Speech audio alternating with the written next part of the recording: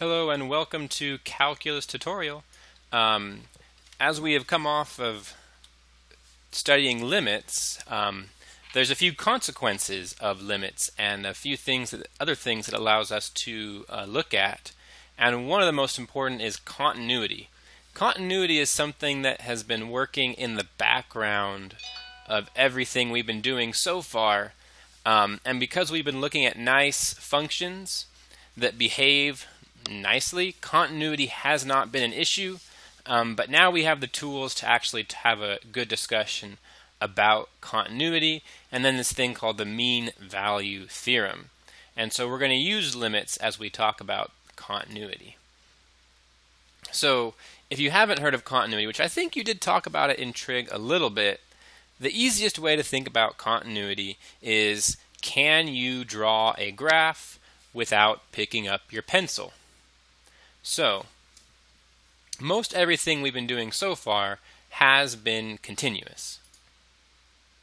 So one example of a continuous function would be y equals x squared. If I draw that over here, I can draw a parabola without ever picking up my pencil. Every point is connected to the previous point, so it is continuous. Well, there are three ways that you can break continuity, and so that means there are three rules or conditions that have to be met in order for something to be continuous. All right? So here's the first way you can break continuity. Okay? If your graph is going along, and then all of a sudden, a point is undefined. We'll call that value C. So if there is a point, f at C is undefined, you obviously have to pick up your pencil, and so continuity is broken. The second way that you can break continuity is if a limit does not exist. So if I draw a nice simple graph here, this is one that you often see, like that. So here, the limit as you approach C does not exist.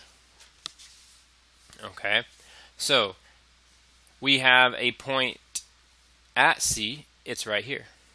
But there is no limit. As I come this way, let's call that 3.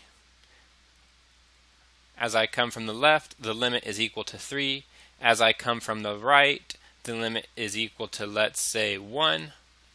And continuity is broken if your limit does not exist.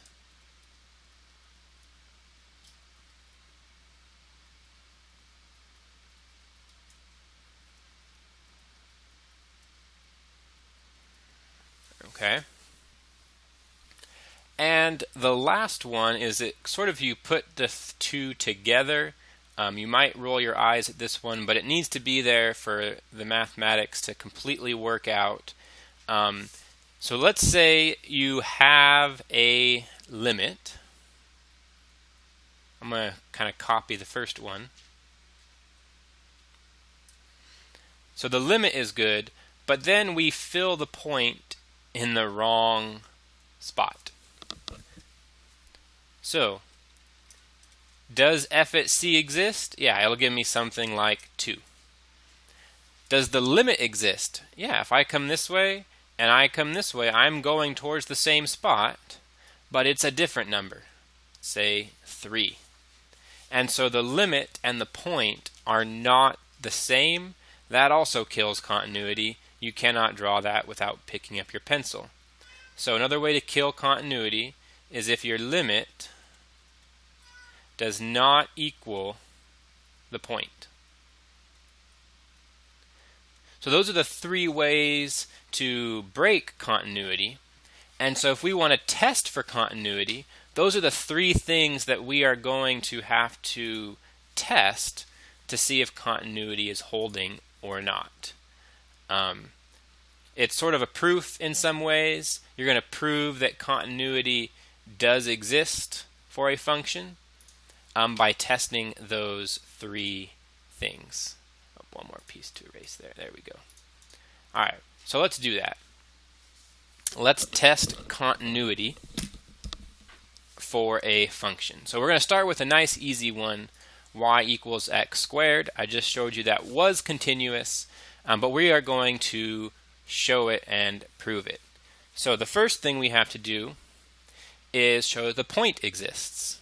If the point exists, that is the first step. So 1 squared is equal to 1. Point exists. You're allowed to plug it in and you get a y value.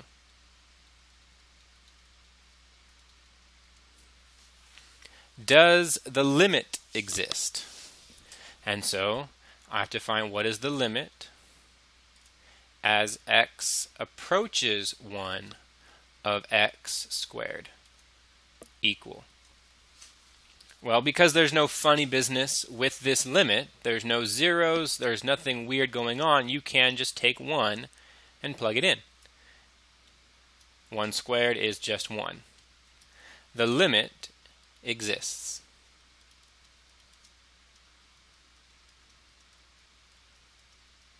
All right, and our third one, the limit has to equal the point. And so as you can see, that it's also definitely true, but I'm going to write it out. The limit as x approaches 1 of, I'll write it y, not y at 1, sorry, of our function x squared is in fact equal to our point, and I'll write that in function notation, y of 1. So the limit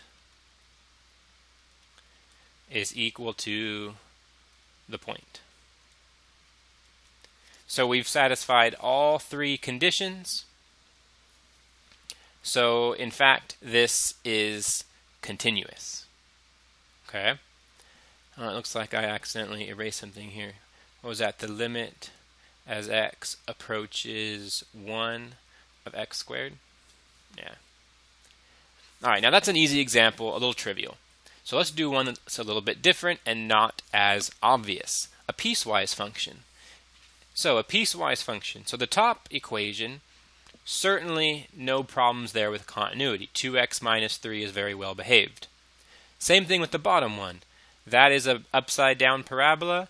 That will certainly be continuous. But because they're both together, do they actually match up? Are they actually connected here at 1? And so that's what we have to figure out. So again, we're going to test our three conditions.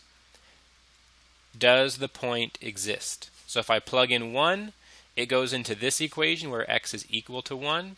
So 2 times 1 is 2, minus 3 is negative 1. Point exists.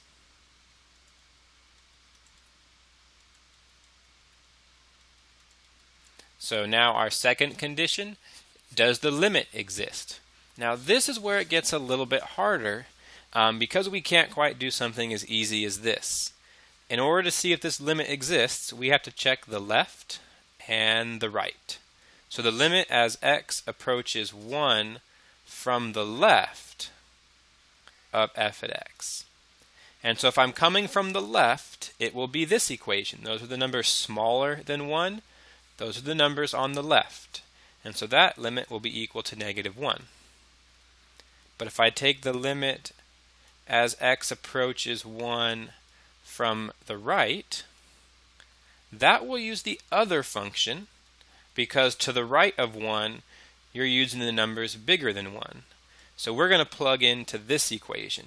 So if I plug in 1, I get 5 minus 1, which is 4. And if your left limit and your right limit are not the same, your limit does not exist.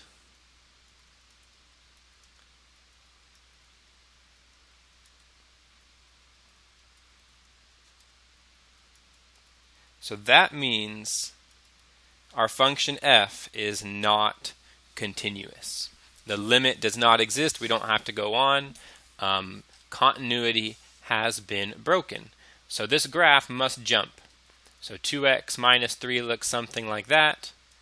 And then the parabola must look something like that. There's a jump. All right. So there we sort of prove continuity using those 3 guidelines. As you can see, that's sort of been working in the background of everything we've been doing. Calculus works because of continuity. So that's why we got to insert it into here. All right, but when your function is continuous, there's another cool thing that happens, and that's the mean value theorem. It sort of comes after continuity. It's got some more calculus in it. So to give you an idea of what the mean value theorem is, I want to give you a visual. So if you have a graph that is continuous and it's what's called differentiable, that means the derivative exists also. So every point has a slope. We'll get into more about that later. But if you have those two things, namely continuity, what that means is if you take 2 points and you draw the secant line, that is simply the line between 2 points. That slope, 0.45, there will be a tangent line between the 2 points that also has that slope. So as you can see, the tangent line and the secant line are parallel. Another way of putting that is if you have the slope between 2 points, the derivative between them will somewhere be equal to that slope. So this is the derivative, 0.45. As you can see, it's equal to the slope between the 2 points. And it doesn't matter where your 2 points are. So if I take these 2 points and I move them, the tangent line changes, but it's still there. So now I have a slope of negative 0.47. Between them, there is a spot where the derivative is also negative 0.47. And the mean value theorem says that that must exist. Okay? Your slope of your secant line will be equal to the derivative somewhere. Doesn't tell you where necessarily, but somewhere in the middle. And no, it is not in the exact middle. Sometimes, yes, it will be precisely in the exact middle right there. But if I move this down somewhere, hopefully you can obviously see that is not the exact middle between A and B. The mean value theorem just says that that will always happen. There will always be a tangent line where the derivative is the same as the slope of the line between the 2 points. All right, so what can we actually do with that? What can I make you do with that? If I give you a function, in this case I'm going to give you a table. So the function f of x is continuous and differentiable. Will the slope of f of x ever be equal to 0? So if we look at the x values and the y values, will the slope ever be equal to 0? Does it have to be equal to 0 somewhere? Well, we can show that yes, it must. There are 2 points here, this one and this one. The slope between them is 0. And so somewhere between -1 and 1, the slope must be 0. Is it here? Not necessarily. It could be somewhere in here, it could be somewhere in here, it could be in both places. It could happen more than once. But it has to happen at least once. So, by the mean value theorem,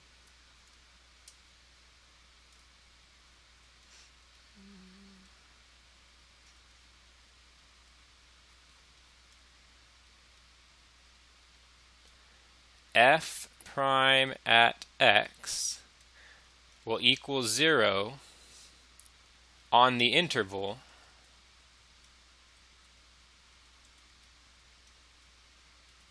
So -1 is less than x is less than +1. Somewhere between -1 and 1, the slope must be 0. You can add a because and actually do the slope formula. 5 minus 5 over -1 minus 1 is equal to 0. Do we know where? No. We can't figure out where with just the table. If we had the actual function, yes, we might be able to figure out where it is.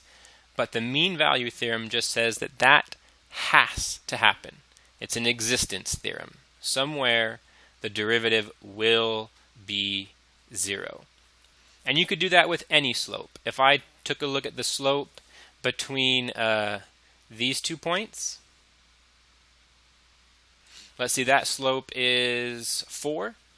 So somewhere between these 2 points, the derivative must be 4. Between these 2 points, the slope is +2. Somewhere between these 2 points, the slope must be +2. You could do that for any collection or combination of points you want to. All right, that's a quick look at the mean value theorem. We'll keep looking at that here and there. Again, it's something that sort of works in the background oftentimes, but it is important to know that it is there in the background.